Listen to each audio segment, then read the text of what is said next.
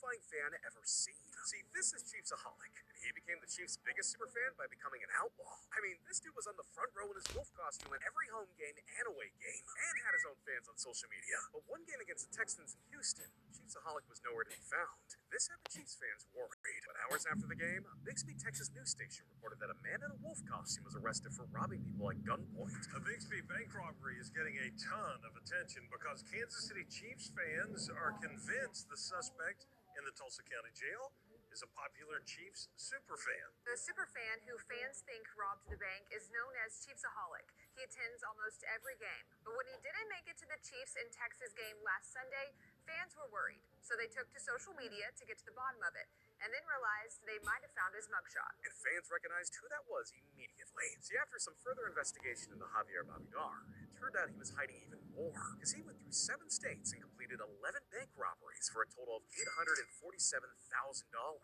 Yeah, that was enough for this dude to be put behind bars for 17 years. Dude was a monster under that mask. But at number 9, David Njoku was hiding behind a mask too. See, it was the middle of the 2023 NFL season when a simple meditation session in front of the fire almost left David fried. Setting up the bonfire, and I ran out of my normal lighter fluid that I use to soak the wood, so I used this other one. It was a spray instead of like one that you pour. I sprayed it down, waited a little bit, and I guess the lighter fluid was still in the air. So when I lit it up, it just exploded. And this wasn't just a regular injury, because his second-degree burns throughout his body was the worst anyone could go through. I diagnosed it as about a 17 to 18% total body surface area burn of second-degree partial thickness.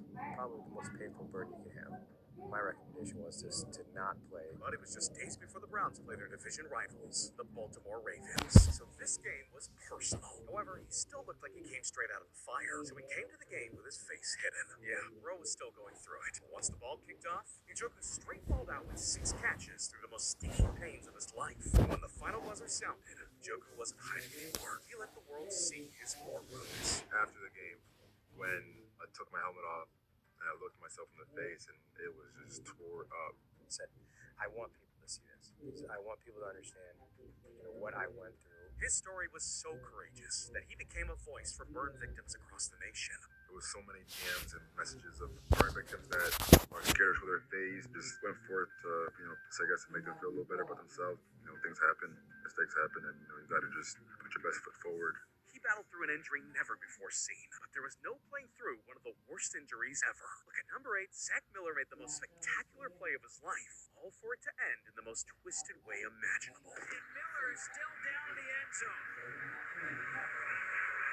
It was one of the most catastrophic sights ever seen on the field, and Miller was at risk for having his leg amputated. As we got into the ambulance, they were taking my shoe off. Cut my socks off to check for a pulse, and you could kind of tell just from the look of it. There was no, oh, hey, we got this, that. It was, you don't have a pulse in your foot, and we have to fix that. Sid Dreyer is one of our assistant athletic trainers. He told the EMTs, like, there's no way you're taking us to that hospital. So he pulled out his phone and found the level 1 trauma center 5 minutes from us. And then I just remember telling Doc, like, do not cut my leg off, please. They hit me with the mask, and cashed out for a little bit. See, Miller popped a blood vessel that supplies blood to the lower leg, so he was rushed to the hospital immediately for emergency surgery. And it wasn't the last of his nightmare, because he had to go in for 9 total surgeries, and still was never able to make it back to an NFL field again. If I'm physically able to do it, I'd love to do it. Am I cool if I don't?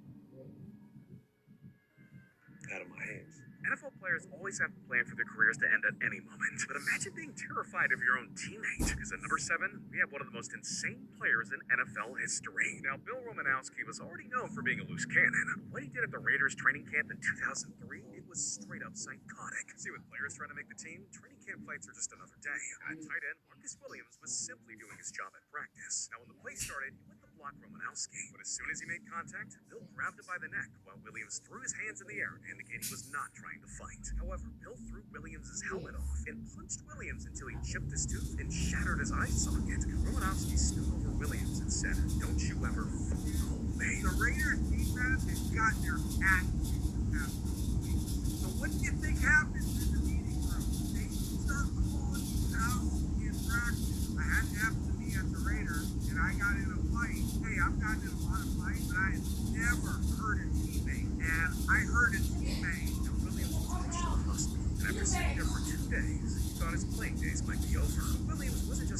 slide, so he lawyered up and took Romo to court. Romanowski had to cough up $350K in damages, basically a year's salary at the time, and later paid another $75,000 to avoid more legal drama. But as wild as Romanowski's trial was, it's nothing compared to the chaos surrounding Ray Lewis at number 6. As one of the hardest-hitting players in NFL history, didn't just terrify his opponents, he terrified the entire league by being charged with murder. Now, when Ray stepped into the league, he immediately became a superstar. So with a $25 million contract, the nation watching him, he wasn't just a regular guy anymore. And in 2000, during Super Bowl weekend in Atlanta, it was nothing but trouble outside. Because after the big game, Ray and his crew decided to hit up the town and turn up. But this wasn't your average entourage. His boys included Joseph Sweeting, a strip club owner, and Reginald Oakley, another guy from back home. And these weren't exactly the type of dudes to keep things low-key. So after leaving a nightclub, things took a dark turn. While heading to their car, an argument broke out with two men, Richard Laurel and Joseph Baker. And what started as trash talk escalated into absolute chaos. Moments later,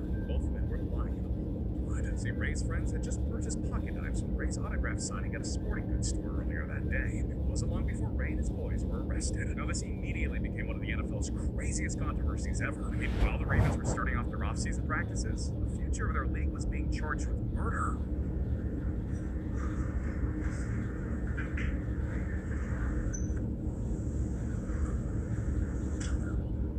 Pleaded guilty for obstruction of justice, but it was clear that the investigators wanted him gone for life. Sweeting and Oakley were acquitted of murder by self-defense, and after spending 12 days in jail, Ray vowed to turn his life around. He walked away with his freedom, not without the scars of the moment that would follow him forever. Man, let me tell you something. I learned a lot through that. Put your trust in no man. Definitely put your trust in the system, because